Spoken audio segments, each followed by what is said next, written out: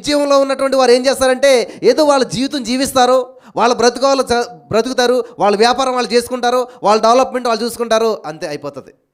వాళ్ళ స్వార్థపరులు అనమాట. నిస్వార్థపరులు ఏం చేస్తారంటే యేసయ్య నా జీవితంలో చేసిన అద్భుతాన్ని బట్టి సమరయ స్త్రీ ఏం చేసిందండి? ఎప్పుడన్నా మీరు వస్తా కనీసం ఎవరన్నా అడిగారా? దేవుని సందుకు వస్తారా? దేవునిలో సంతోషించడానికి వస్తారా?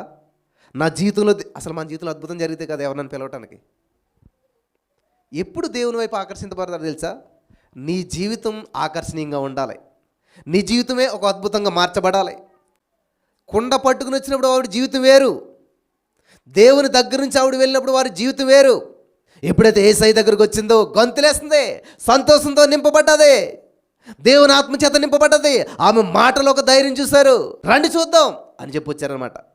ఏజు నువ్వు యేసయ్య అప్పుడు రండి అంటే ఎవరు రారు. నీ జీవితంలో సంభవించే పెను మార్పులను బట్టి, నువ్వు అభివృద్ధి చెందే విధానాన్ని బట్టి, నీ జీవితంలో జరుగుతున్న కార్యాలు బట్టి అనేక మంది ఆకర్షితులవుతారు. ఆమేన్.